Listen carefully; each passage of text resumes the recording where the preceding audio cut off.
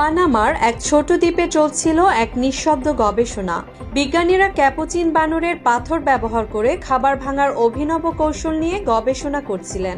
কিন্তু 2022 থেকে 2023 সালের মাঝে গবেষণা চলাকালীন যে দৃশ্য তারা ক্যামেরায় দেখতে পেলেন তা ছিল অভাবনীয়। ভিডিও ফুটেজে ধরা পড়ে ক্যাপুচিন বানরেরা নিজের পিঠে করে বহন করছে হাওলার প্রজাতির শাবকদের। মোট অন্তত 11টি হাওলার শিশুকে ক্যাপুচিনদের পিঠে দেখা গেছে। এই আচরণ প্রাণী জগতের জন্য একেবারেই অচেনা এবং বিজ্ঞানীদের জন্য ছিল চরম বিস্ময়ের বিষয়।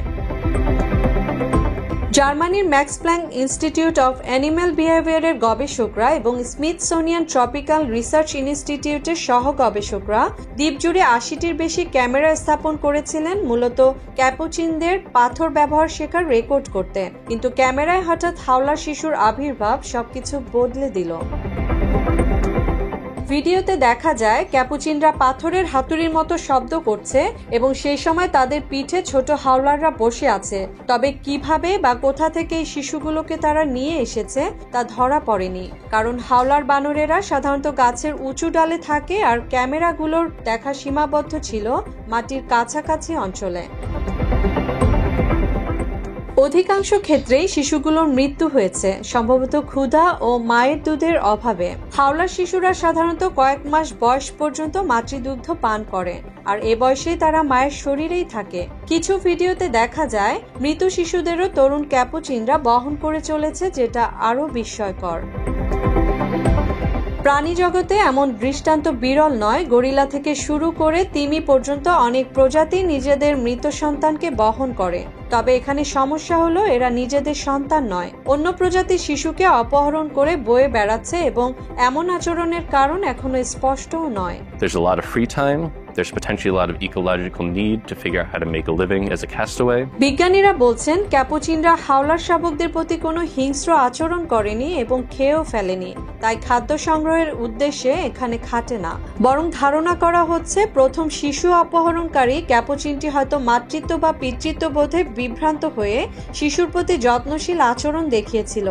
এরপর সেই আচরণ অন্য 4 পুরুষ বানর নকল করে। We saw 11 different owler infants being carried by 5 different capuchin monkeys in our group, all young males. গবেষকরা মনে করেন ইচ্ছাকৃতভাবে হাওলার শিশুদের আঘাত করা বা হত্যা করা ক্যাপুচিনদের উদ্দেশ্য ছিল না। এখন পর্যন্ত শুধু একটি নির্দিষ্ট দলের মধ্যেই এই ঘটনা ঘটেছে। Since the carriers are young males and all the infants are younger than weaning age and require milk to survive. এই গবেষণার আলোকে এক নতুন বাস্তবতা উঠে এসেছে। একই প্রজাতির বিভিন্ন সামাজিক গোষ্ঠীর মধ্যেও আচরণগত বিস্তর পার্থক্য থাকতে পারে।